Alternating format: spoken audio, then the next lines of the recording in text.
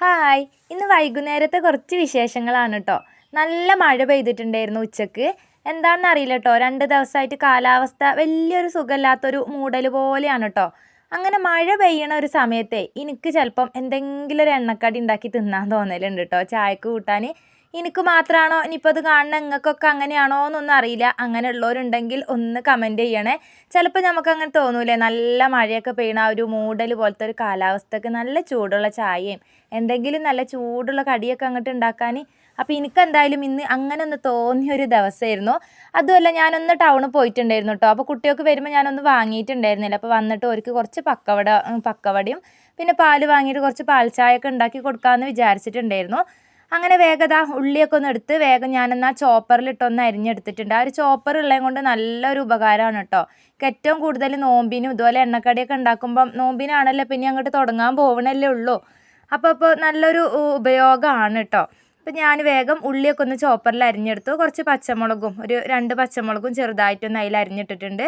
പിന്നെ കുറച്ച് മുളകും പൊടി, മഞ്ഞൾപ്പൊടി, ഉപ്പ്, കുറച്ച് ചിക്കൻ മസാല, പിന്നെ കുറച്ച് കടലപ്പൊടി, മൈദ ഇതൊക്കെ ഇട്ടിട്ട് ആവശ്യത്തിനുള്ള ഉപ്പൊക്കെ ഇട്ടിട്ട് നല്ലോണം ഒന്ന് കുഴച്ചെടുത്തിട്ടുണ്ടായിരുന്നു.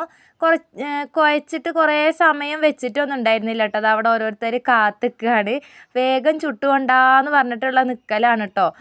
എപ്പോഴൊന്നും ഞാൻ അങ്ങനെ എണ്ണക്കടി അങ്ങനെ ഉണ്ടാക്കുന്നില്ല കേട്ടോ. കാര്യമായിട്ട് നോമ്പിന് തന്നെയാണ് എണ്ണക്കടി ഉണ്ടാക്കുക. പിന്നെ ഇതുപോലെ എപ്പോഴെങ്കിലുമൊക്കെ തോന്നുകയാണെന്നുണ്ടെങ്കിൽ കുറച്ച് ഉള്ളിവടയോ അല്ലെങ്കിൽ എപ്പോഴെങ്കിലും ഒരു പഴംപൊരിയോ അങ്ങനെയൊക്കെ എന്തെങ്കിലും ഉണ്ടാക്കിയാലായിട്ടോ.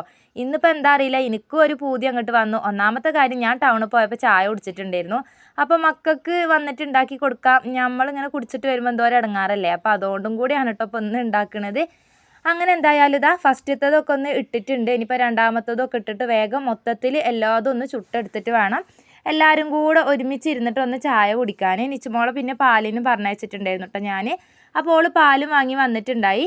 അപ്പോൾ ഹോർലിക്സ് കലക്കിയിട്ട്, ഹോർലിക്സിൻ്റെ പൊടി ഉണ്ടായിരുന്നു പാക്കറ്റ്, അപ്പോൾ അതും കലക്കിയിട്ട് കുടിക്കാമെന്ന് വിചാരിച്ചു. ഈ പുര ഒട്ടാകെ തിരഞ്ഞിട്ടും ഹോർലിക്സിൻ്റെ പാക്കറ്റും പൊടി ഇവിടെ കാണില്ല കേട്ടോ.